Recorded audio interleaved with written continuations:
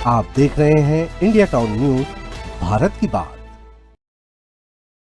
नमस्कार, स्वागत है आपका हमारे खास बुलेटिन खबरें राजनांदगांव में और मैं हूं आपके साथ आस्था सिंह। चलिए बुलेटिन की शुरुआत करते हैं, लेकिन उससे पहले एक नजर डालते हैं आज की हेडलाइंस पर।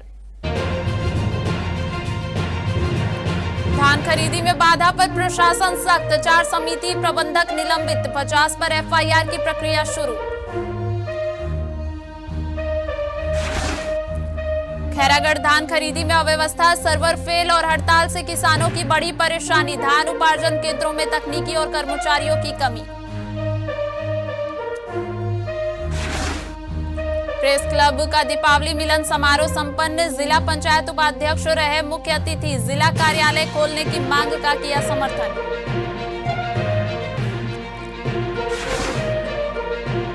मारपीट और वाहन तोड़फोड़ का मामला, पुरानी रंजिश में हमला, आरोपियों पर कार्रवाई।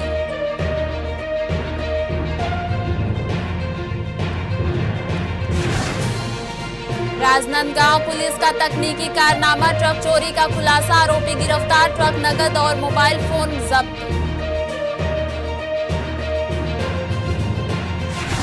चलिए खबरों की शुरुआत करते हैं। लौह पुरुष सरदार वल्लभ भाई पटेल की 150वीं जयंती के अवसर पर जिले में यूनिटी मार्च का आयोजन किया गया। यह मार्च छुरिया माता मंदिर प्रांगण से प्रारंभ हुआ और जहां बड़ी संख्या में नागरिकों, जनप्रतिनिधियों और युवाओं सहित क्षेत्र के लोगों ने उत्साहपूर्वक भाग लिया। मार्च की शुरुआत के दौरान विशेष रूप से उपस्थित सांसद संतोष पांडे ने सभी प्रतिभागियों को राष्ट्रीय एकता की शपथ दिलाई और देश की एकता, अखंडता एवं सरदार पटेल के अद्वितीय योगदान को नमन किया। रैली के दौरान प्रतिभागियों ने सरदार पटेल के जीवन, प्रयासों और राष्ट्रीय एकीकरण में उनकी भूमिका पर आधारित नारे लगाते हुए पूरे क्षेत्र में एकता का संदेश दिया। राजनांदगांव की थाना बसंतपुर पुलिस ने पुराने विवाद के मामले में हुई मारपीट और वाहन क्षति के आरोप में 3 युवकों को गिरफ्तार किया है। बता दें कि घटना दीनदयाल कॉलोनी के पास हुई थी। प्रार्थी की रिपोर्ट के अनुसार वह अपने दोस्तों के साथ शिवम मार्ट के सामने खड़ा था, तभी आरोपी शेरोन मसीह, देव ठाकुर और भविष्य ब्रह्मे ने पुराने विवाद को लेकर प्रार्थी पर हमला किया। आरोपियों ने हाथ, मुक्के और चाकू जैसी धारदार वस्तु से प्रार्थी को चोट पहुंचाने की कोशिश की और उसकी मोटरसाइकिल को भी क्षतिग्रस्त कर दिया। पुलिस ने 24 घंटे के भीतर आरोपियों को गिरफ्तार कर लिया है और घटना में प्रयुक्त हथियार भी जब्त किया गया है। इन दिनों ग्राम अंजोरा गंभीर पेयजल संकट का सामना कर रहा है। पिछले 10 दिनों से गांव में नल जल योजना के माध्यम से गटर युक्त, मटमैला और कीड़ों से भरा दूषित पानी सप्लाई किया जा रहा है। ग्रामीणों में हाहाकार मचा हुआ है और बीमारियों के फैलने का खतरा भी गंभीर रूप से बढ़ गया है। ग्रामीणों का कहना है कि पानी न पीने लायक है और न ही नहाने के लायक है। किसी अन्य घरेलू काम में भी इस पानी का इस्तेमाल नहीं किया जा सकता। कई परिवारों में बच्चों और बुजुर्गों को पेट दर्द, उल्टी, दस्त जैसी समस्याएं शुरू हो गई हैं। स्थानीय ग्राम पंचायत और सरपंच की चुप्पी ने ग्रामीणों में गहरा अविश्वास पैदा कर दिया है। शिकायतों के बावजूद पंचायत ने न तो प्रशासन को सूचना दी और न ही पीएचई विभाग को सूचित किया, जिससे दूषित जल आपूर्ति लगातार जारी है। ग्रामीणों ने बताया कि उन्होंने कई बार शिकायत के लिए पंचायत कार्यालय का रुख किया, लेकिन केवल आश्वासन ही मिला। इसलिए अब ग्रामीणों ने चेतावनी दी है कि अगर समस्या का शीघ्र समाधान नहीं हुआ तो वे सामूहिक आंदोलन करने को मजबूर होंगे। राजनांदगांव शहर के कोतवाली थाने में एक चौंकाने वाला डिजिटल ठगी का मामला सामने आया है, जहां ठगों ने सन सिटी इलाके की 79 वर्षीय बुजुर्ग महिला को ऑनलाइन ठगी का शिकार बनाया गया। पुलिस के अनुसार आरोपी ने खुद को सीबीआई का बड़ा अधिकारी बताकर महिला से संपर्क किया। ठग ने महिला को डराने और दबाव बनाने के लिए वीडियो कॉलिंग के दौरान एक नकली जज का कटघरा दिखाया।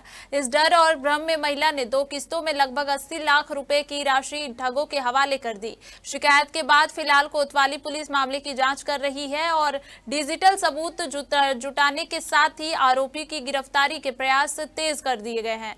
मामले की गंभीरता को देखते हुए पुलिस ने नागरिकों से ऑनलाइन धोखाधड़ी से सतर्क रहने की चेतावनी भी दी है। राजनांदगांव कोतवाली में एक डिजिटल अरेस्ट का मामला सामने आया है। इसमें 79 ईयर ओल्ड लेडी के साथ डिजिटल अरेस्ट के नाम पर ठगी की गई है। मामला इस प्रकार से है कि उसके पास व्हाट्सएप कॉल आता है, इसमें सीबीआई अधिकारी अपने आप को बताते हैं और उनका आधार कार्ड जो है मनी लॉन्ड्रिंग के लिए उपयोग किया गया है और उनको विभिन्न बहानों से उनके खाते से करीब 79,69,000 रुपए आरटीजीएस के माध्यम से अपराधी जो है अपने खाते में ट्रांसफर करवा लिए। और उनके बताया गया कि जज साहब जो है एक आपका रकम को चेक करेंगे, सही पाए जाने पर 30% की भरपाई भी करेंगे। खरीफ विपणन वर्ष 2025-26 के तहत धान खरीदी व्यवस्था को सुचारू बनाए रखने के लिए जिला प्रशासन ने कड़ा रुख अपनाते हुए सख्त कार्रवाई शुरू कर दी है। राज्य सरकार ने धान खरीदी को अति आवश्यक सेवा घोषित करते हुए आवश्यक सेवा अनुरक्षण अधिनियम लागू कर 15 नवंबर से 31 जनवरी तक कर्मचारियों द्वारा कार्य से इनकार पर रोक लगा दी है। इसी दौरान खरीदी के पहले दिन जिले के 50 सीमित समिति प्रबंधक ड्यूटी पर अनुपस्थित पाए गए। प्रशासन ने इसे आदेशों का स्पष्ट उल्लंघन मानते हुए उनके खिलाफ एफआईआर दर्ज कराने की अनुशंसा करते हुए पुलिस अधीक्षक को पत्र भेज दिया है। साथ ही जिला सभा कक्ष में 51 नए केंद्र प्रभारियों और 51 ऑपरेटरों को खरीदी प्रक्रिया, पोर्टल संचालन और पारदर्शिता से जुड़े निर्देशों का विस्तृत प्रशिक्षण दिया गया। इसके अलावा लापरवाही और असहयोग पाए जाने पर प्रशासन ने 4 समिति प्रबंधकों को तत्काल प्रभाव से निलंबित कर दिया है। इस कार्रवाई से संघ के जिलाध्यक्ष यशवंत वर्मा ने प्रशासन की कार्रवाई को अन्यायपूर्ण बताते हुए आरोप लगाया है कि शासन प्रशासन हिटलरशाही कर रहा है। हमारे साथियों को बिना कारण निलंबित किया जा रहा है। हमारी सभी मांगे जायज है और मांगे पूरी होने तक संघर्ष जारी रहेगा। वक्त हो चुका है एक छोटे से ब्रेक का। बने रहिए इंडिया टाउन न्यूज के साथ। कभी कभी चेहरे का छुपा दर्द दुनिया नहीं देख पाती है। दाग, मुहासे, झाइयां सब आपके आत्मविश्वास को कम कर देता है, पर अब नहीं, क्योंकि Rukhsana glow and fair face pack जो दे आपकी स्किन को वो प्यार जो सिर्फ प्रकृति दे सकती है। हर लेयर को साफ करे, हर दाग को करे हल्का और आपकी मुस्कान फिर से लौटाए। Because you deserve to glow naturally. Rukhsana herbal beauty product Amazon, Meesho और फ्लिपकार्ट में भी उपलब्ध। अमीन मोटर्स उड़ान ई रिक्शा छत्तीसगढ़ का नंबर 1 ई रिक्शा शोरूम, जहां आपको सभी प्रकार के ई रिक्शा के वैरायटीज उपलब्ध मिलेंगे। हमारा ई रिक्शा काफी मजबूत है और ये सालों साल चलता है, तो आज ही घर ले आइए आरटीओ इंश्योरेंस के साथ। हमारा पता है अमीन मोटर्स, प्यारेलाल चौक, जीई रोड, न्यायालय के पास, राजनांदगांव। 9827174038 7724047008। ब्रेक के बाद एक बार फिर से आप सभी का स्वागत है। वंशी कसेर समाज राजनांदगांव ने महाराज सहस्त्रबाहु की जयंती बड़े उत्साह के साथ मनाई। कार्यक्रम में समाज के वरिष्ठ जनों, महिलाओं, युवाओं और बच्चों ने सक्रिय भागीदारी दिखाई। कार्यक्रम में सांस्कृतिक कार्यक्रम, भजन प्रस्तुतियां और समाज के प्रतिभावान बच्चों का सम्मान किया गया। इस अवसर पर मुख्य अतिथि महापौर मधुसूदन यादव ने समाज के वर्षों से लंबित सामाजिक भवन निर्माण की मांग पर सहमति जताते हुए कहा कि यह निर्माण डॉक्टर रमन सिंह और सांसद संतोष पांडे के सहयोग से शीघ्र पूरा किया जाएगा। इसके अलावा कार्यक्रम में महिला मंडल और युवा मंडल के लिए नए पदों की नियुक्ति भी की गई। धान खरीदी के शुरुआती सप्ताह में ही खैरागढ़ जिले के उपार्जन केंद्रों में अव्यवस्था साफ नजर आने लगी है। अमलीपारा सोसाइटी सहित अन्य केंद्रों में सर्वर फेल होने से सुबह सुबह पहुंचे किसानों की गाड़ियां बाहर ही फंसी रही। स्कैनिंग बंद होने के कारण एंट्री रोक दी गई, जिससे किसानों में भारी नाराजगी देखने को मिली। कई ड्राइवरों ने चेतावनी दी है कि अगर समस्या का समाधान नहीं हुआ तो वे धान सड़क पर उतार देंगे। स्थिति और बिगड़ गई क्योंकि अनुभवी कर्मचारी हड़ताल पर हैं। प्रशासन ने खरीदी कार्य के लिए अस्थायी कर्मचारियों की नियुक्ति की है, लेकिन अनुभव की कमी के कारण वे किसानों की समस्याओं को सही तरीके से संभाल नहीं पा रहे हैं। इसके परिणाम स्वरूप कई किसान बिना धान बेचे ही लौटने को मजबूर हो रहे हैं। जिम्मेदार अधिकारियों की अनुपस्थिति, तकनीकी गड़बड़ियां और कर्मचारियों की कमी ने खरीदी व्यवस्था की तैयारियों पर सवाल खड़े कर दिए हैं। 2-3 दिन से पहले टोकन निकाला हुआ है, आज 17 तारीख दिनांक से के लिए, और 9 बजे के धान गाड़ी पे लाकर खड़ा हुआ है। अभी तक के गाड़ी अंदर नहीं हुआ है। यहाँ अधिकारी लोग जो कर्मचारी है उसको पूछते हैं क्यों नहीं घुसाते, तो वो बोलते हैं कि इसमें फोटो नहीं आ रहे हैं सर्वर के कारण, ऐसे करके गाड़ी अभी तक की नहीं घुसा हुई है। और हम सब किसान यहाँ पर अभी बैठे हुए हैं और जो किराए से गाड़ी लाए हुए हैं वो सब हमको परेशान कर रहा है कि हमको कितने बजे गाड़ी खाली करवाओगे, हम छोड़कर जा रहे हैं, ऐसे करके सब ड्राइवर लोग बोल रहे हैं। और हम फंस गए हैं यहाँ सोसाइटी में आकर। ये हमारा प्रॉब्लम है। इंटर नहीं करे थे, अच्छा 9 बजे कहा ही अंदर घुसात नहीं है, अब घुसा नहीं देते, वो सर्वर डाउन है बोलते, तो हम कहते सर्वर डाउन है लिख के तो हाँ आगे जाएंगे उच्च अधिकारी के पास। तो तो बताया नहीं कोई अधिकारी कौन जिम्मेदार व्यक्ति। स्थानीय बाजार लाइन स्थित मंगल भवन में प्रेस क्लब छुई खदान द्वारा आयोजित दीपावली मिलन समारोह का आयोजन किया गया। कार्यक्रम में मुख्य अतिथि के रूप में जिला पंचायत उपाध्यक्ष विक्रांत सिंह उपस्थित रहे।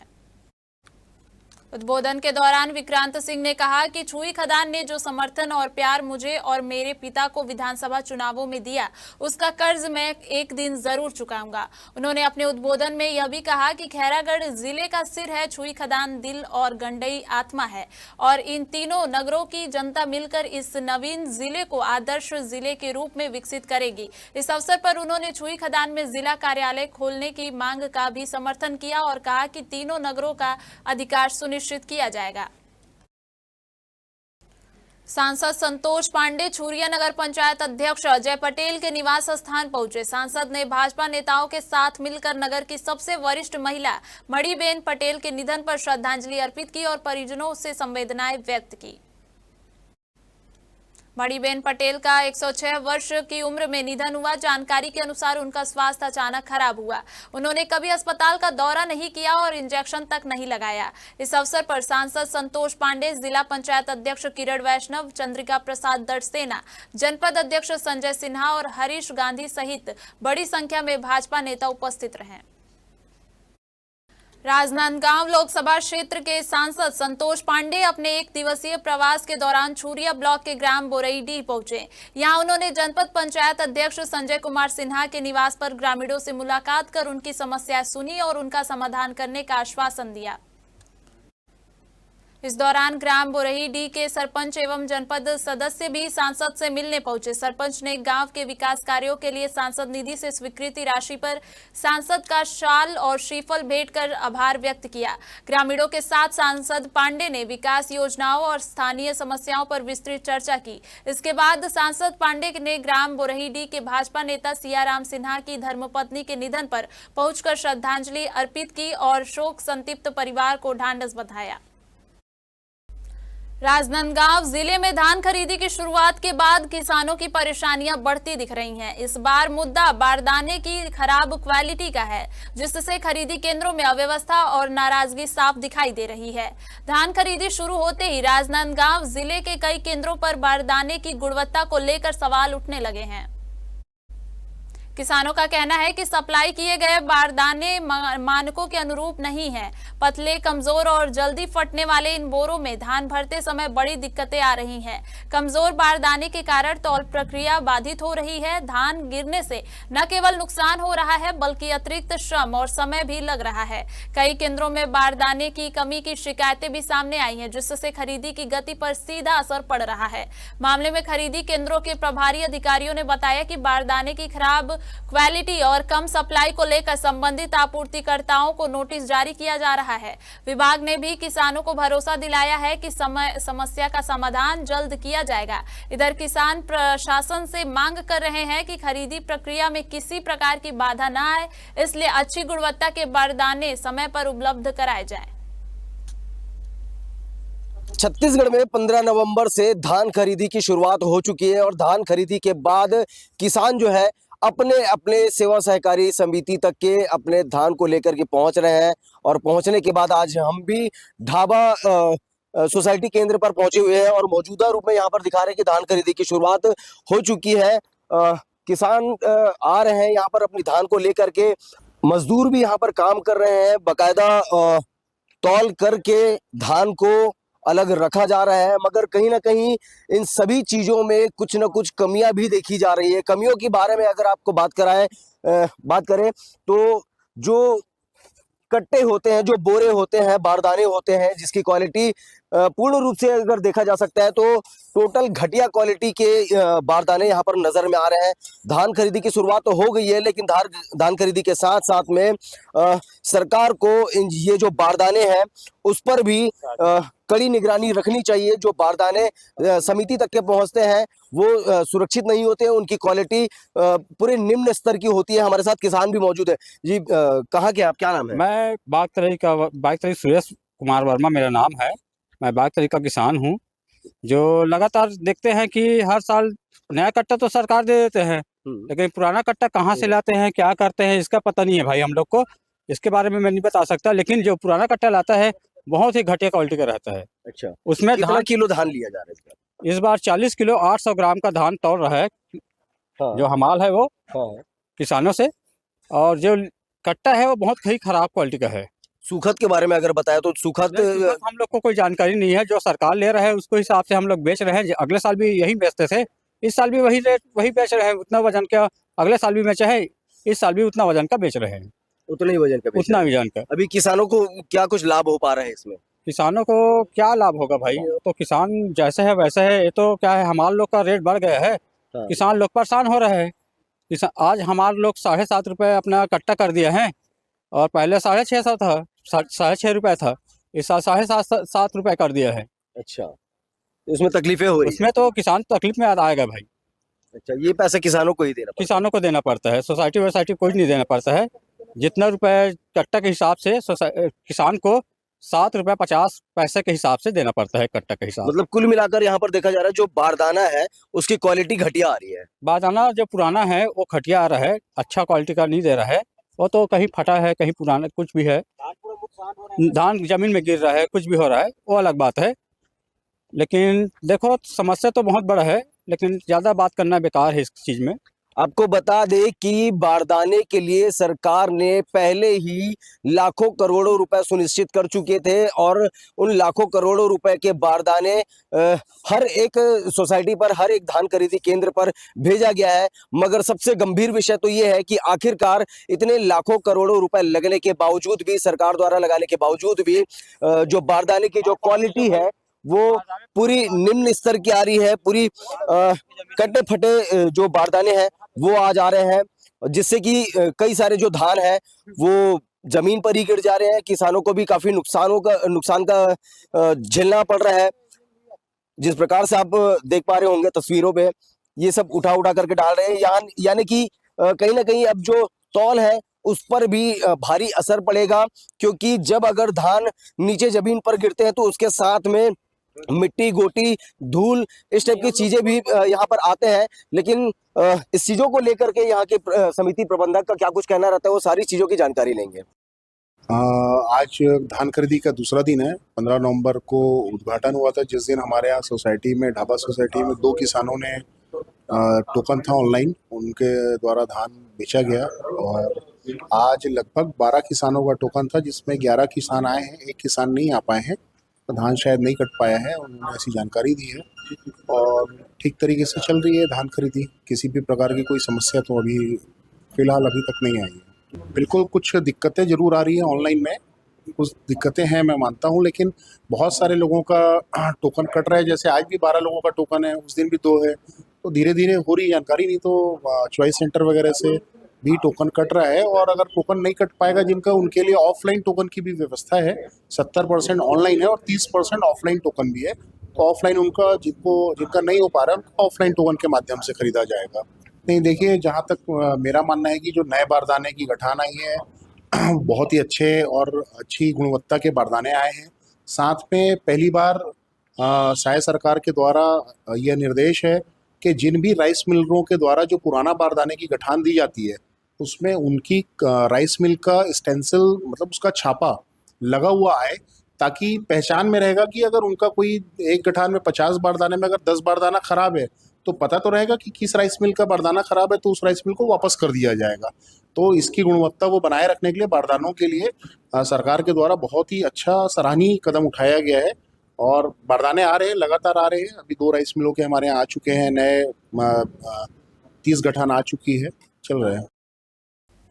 शीत ऋतु के आगमन के साथ ही राजनांदगांव नगर निगम ने इस वर्ष भी शहर के गरीबों और श्रमिक वर्गों को कड़ाके की ठंड से बचाने के लिए अलाव जलाना शुरू कर दिया है। इस वर्ष अलाव पुराना बस स्टैंड, पोस्ट ऑफिस चौक और रेलवे स्टेशन के पास जलाए जा रहे हैं।